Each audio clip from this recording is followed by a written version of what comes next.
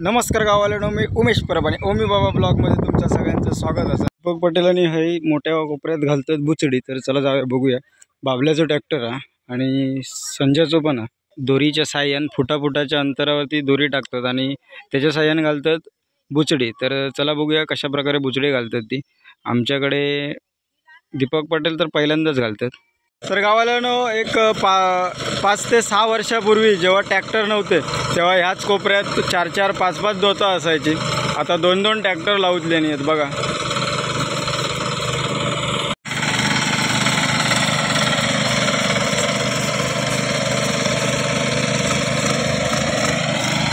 तर आता दीपक पटेल स्वतः मालक स्वतःच्या कोपऱ्यात स्वतः कुठं ओढतात।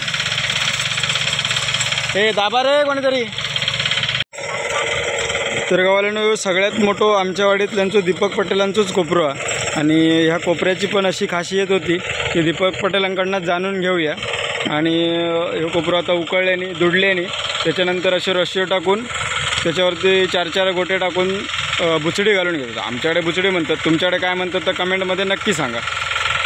तर गावाला ह्या कोपऱ्याची खासियत अशी होती की 150 वर्षापूर्वी काहीतरी माका पण एवढं माहिती नाही, पण आपण दीपक पटेलांकडनं जाणून घेऊया 150 वर्षापूर्वी ह्या कोपऱ्यात कशी काय लावणी करायची।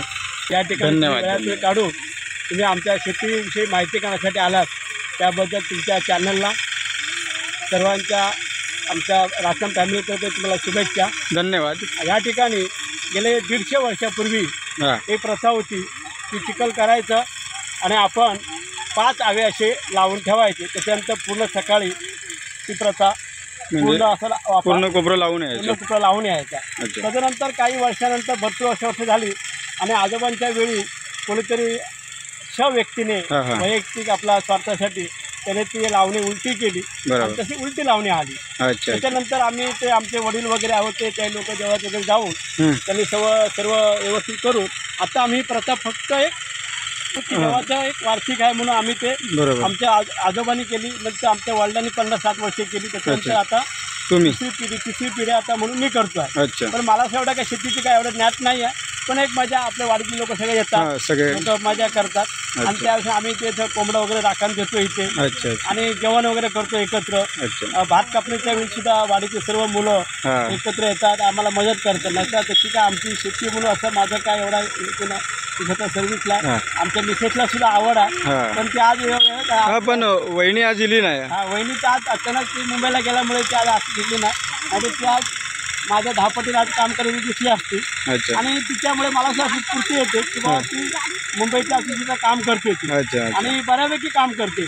शेती लागवड असेल, शेतीचं असेल, ते कुठचे काम असेल की जेणेकरून जास्त मेहनत न करता जास्त पीक कसं यायचं आणि कमी ह्याच्या खर्चामध्ये आपण हे शेती करण्याचं माणूस ठरवला। कृषीच्या दोघा तिघांची आम्ही विचारपूस केली आणि त्याच्यानंतर आम्ही बुचडी हा प्रकार मला तर काय दुसऱ्या काही तुमच्या भागामध्ये वेगवेगळे नाव असतात, तर बुचडी हा प्रकार आम्ही आता नवीन चालू केला आहे यावर्षी प्रथमच। आणि त्या प्रथमच बुचडीसाठी आमच्या वाडीतील संजय मडो, पांडूर असं बाबू शेळके हा तज्ज्ञ आहे शेतीतला, भरपूर म्हणजे हरकत त्याची नाव आहे, तो स्वतः मार्गदर्शन म्हणून तिथे आला आहे। लहू सावंत, आना पटेल आणि खरे जे कृषी याचे तज्ज्ञ म्हणून आमच्या गावाचे आहेत आमच्या वाडीतील अशोक दाजीला असं म्हणजे काका आम्ही त्यांना बोलतो। त्यांना भरपूर शेतीबद्दल माहिती आहे। ते मला बोलायचे 2-3 वर्ष माझ्या मागे लागायचे की फक्त एवढा करतो, जरा बुचडी करून बघ।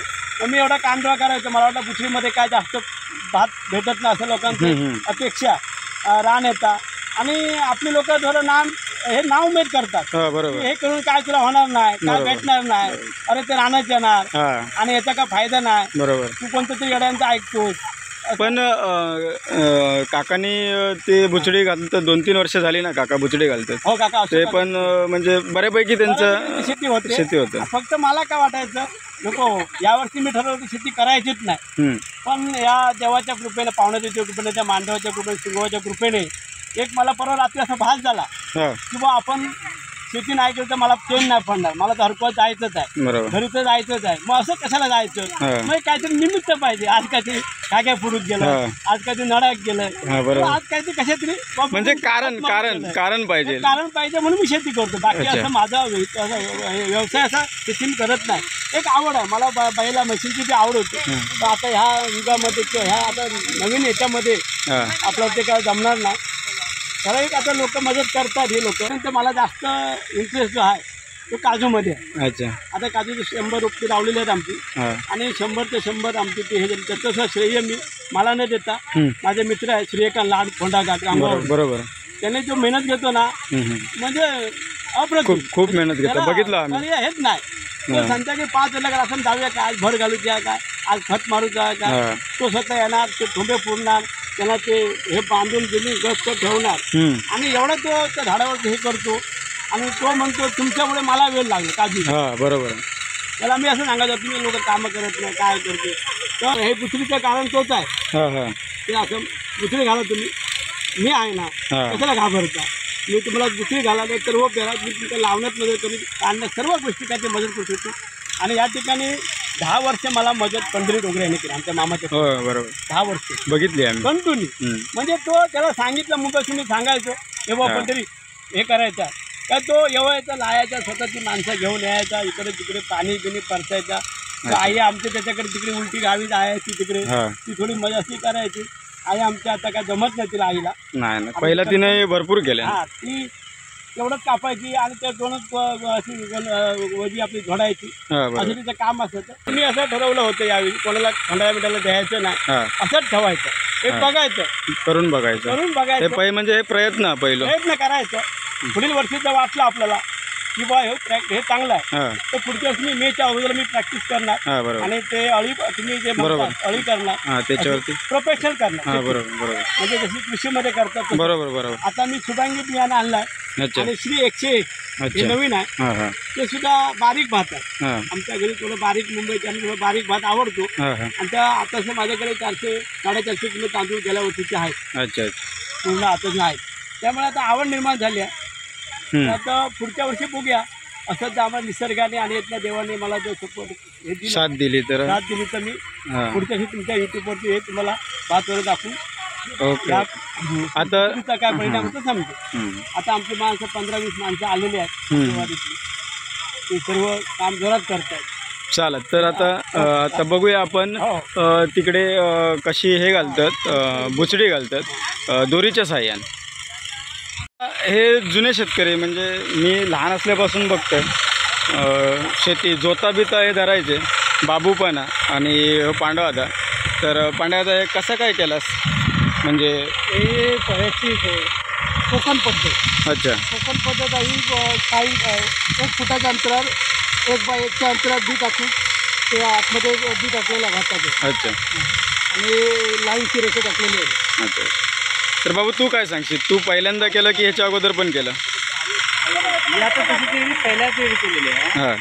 आता कशी लाईनी टाकायला लागते, लाईन टाकून त्या 5-6 गोटे येऊन काढणार. अच्छा. आणि ते म्हणजे कसं आहे, मेहनत कमी आणि उत्पन्न जास्त. अच्छा. मग आता याचं खत पाणी वगैरे कसं काय करायचं? आता याचं तृणनाशक हे झालं तर 7 तासाच्या आतमध्ये तृणनाशक फवारणी. अच्छा. त्याच्यानंतर डोस देणार. बरोबर. म्हणजे रान येणार नाही. अच्छा.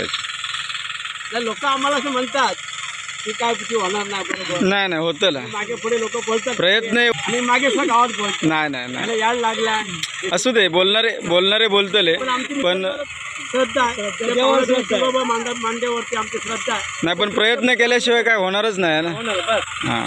तर गावाला एका कोंबिले काय ते पण तुमका दाखवूया. तर कशा पद्धतीत लावतात तर बघा.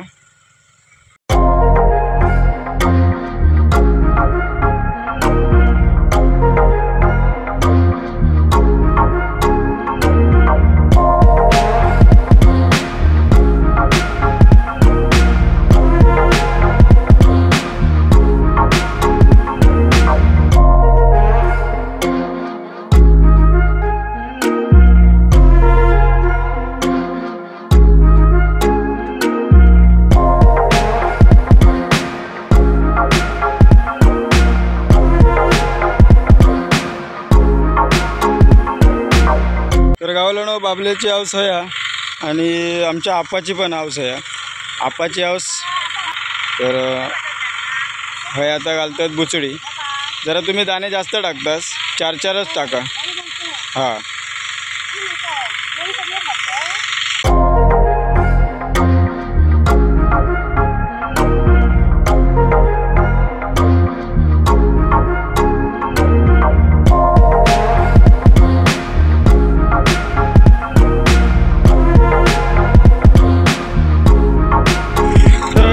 फुटाफुटाच्या अंतरावरती लाईन मारून घेतं, म्हणजे रका टाकून घेतं की तिकडचे काठी उचलले की डायरेक्ट ह्याच्यावरती टाकू शकतो तो.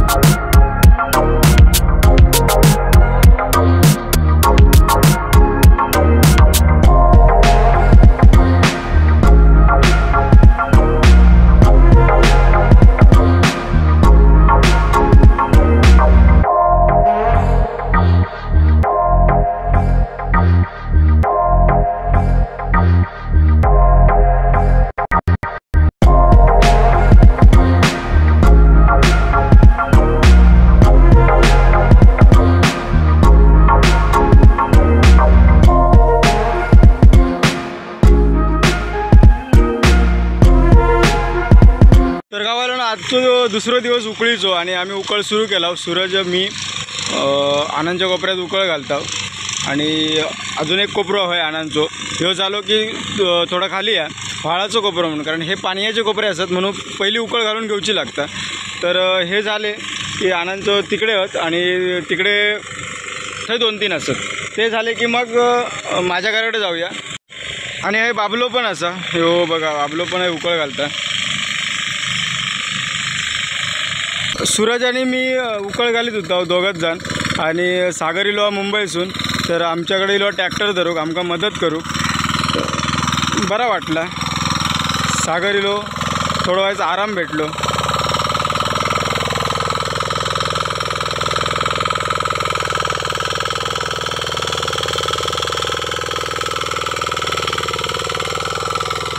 बारीक बारीक पाऊस आहे त्याच्यामुळे आमचे दात भरतात चिखला. पाऊस नसतो तर काय एवढा प्रॉब्लेम नाही इलो असतो. थोडा वेळ थांबूचं लागतं आमका आणि आतमध्ये अडकलेलो चिखल काढूचं लागतं, माती काढूची लागतं, कारण अजून माती घट्ट झाली आताशी. तर गावाला आता वाजले 2 आणि सूरज जेवण आणून गेलो. त्याका म्हटलं जेवण घेऊन ये, हयच जेवूया. दुपारनंतर पाऊस पडतो त्याच्यापेक्षा म्हटलं घरात जाण्यापेक्षा हयच जेवूया. तर सूरज जेवण आणून गेलो. नाग्याचं जेवण, प्रतीकचा, पियुष आणतलो आणि माझा जेवण तो सूरज घेऊन येतो, सूरजचा आणि माझा. तर हेच जेवूया आणि 5 मिनटं बसूया आणि परत कामाक सुरुवात करूया. कारण दुपारनंतर पाऊस पडतं आणि पाऊस पडल्यावरती उकळ घालू शकत नाही, कारण ती माती आहे ती दातांतून अडकतं आणि सारखे मग तो चिखलावतलो नंतर दुडताना किंवा चिखल करताना. म्हटलं हेच जेवूया आणि कामाक सुरुवात करूया आणि 4-4:30 वाजेपर्यंत काम करायचं. तर आता सूरज इलो तर थोडा वेळ नांगरूया, एक कोपरं करून घेऊया, दुसऱ्या कोपऱ्यात आणून ठेवूया आणि मग जाऊया आपण जेवक. तर गावाला आता वाजले 2:30 आणि आम्ही आता चाललो जेवक. नागो आणि वरच्या बाजू का बघू शकता स्थळ आहे. आणि सूरज, मी आणि आमचं सोनो इलो मुंबईसून परवाच्या दिवशी आणि तो घराकडनं जेवून इलो. सूरज आणि मी आता जेवचे आहो. नागो, प्रतीक, भाऊजी पण असलेले जेवचे, पांडवादा पण आहे. तर चला जाऊया जेवक नाग्याच्या वाप्यात. पांड्यादा, अरे जेवूया नको, 2:30 वाजले. चल, पावसाच्या आधी आज उकळ आम्ही 4-4:30 पर्यंत घालणार. आणि काय हो आता असाच कामा करू काय, शेतातच जेवण आणू काय, हा जुनी पद्धत. तर चला आता जेवक. पांड्यादानं घातले ना तो सर एक बांध. हे नाग्या जेवूया ना आता, 2:30 वाजले. चला 4:30 पर्यंत करूचा की 5 पर्यंत? 6 पर्यंत ना. आणि खेळा कधी जायचं? 6 वाजता. 4:30ला कट. नाग्याचा पण अवतार बघा काय झालो हा. कसं होतं आता बाबलो बघा टी शर्ट बिशर्ट काढून. भाऊजी पण असत आमच्याकडे जेवक. ह्यो स्वस्तिक जेवण इलो असतो घराकडे होय ना जेवण बिवून. हां तर चला आम्ही जेवचे आहो. तर आम्ही जेवत आहो आणि परत कामाक सुरुवात करतो. चला भाऊजी वाडा चला. सोनाल्याने दिल्या ना वांग्याचं भरीत. माका असं वाटतं तर स्विगीमधनं पाठवल्यानं वाटतं. नाग्याकडे असा कुर्लेचो रस्तो हा काय करीत तरी इलिया बघा. हे त्या काय अरे डंबऱ्याची पिटी आहे. वा वा वा वा. आणि बाबल्याची डाळ डंबऱ्याची पिठी स्वतःपुरती आहे. लोणचं पापड सांगते नागे भाऊजी आता उघडा. भात आहे भातच भरपूर आहे. आता तर गावाल्यानो येवा आता जेवक आणि भाऊजीने हय अळूवडी आणलेली आहेत. तर येवा जेवक हय नागो असा बाबलो हा सोनो जेवून इलो हा सूरज हा भाऊजी आणि अकडे पाठी पांडव आता. तर येवा जेवक आम्ही आता जेवता. प्रत्येकानं भात घेतले ना कारण वाजले 2:30 टाइम नाही आता बोलत राहा. तर येवा जेवक. तर गावाल्यानो जेवण झाला आणि अर्धा तास आराम केला आणि आता आम्ही चाललो परत ट्रॅक्टर चालवू. तर आता वाजले 3:10 झाली आहेत. तर चला हे तुमचं किती वाजेपर्यंत होईल? 5 ठीक आहे मग आम्ही पण 5 वाजेपर्यंत करणार. चल मग. तर ह्यो असा मृग किडो. तर बघू शकता असं मृग किडे आता बाहेर पडतात.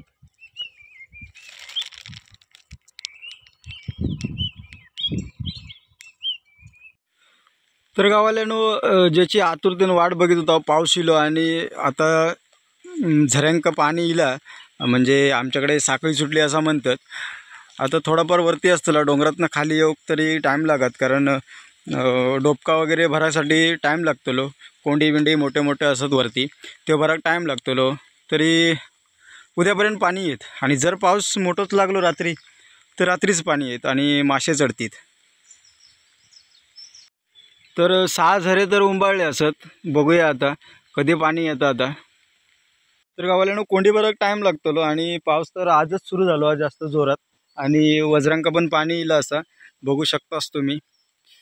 एवढं काय दिसत नाही बारीक बारीक हा.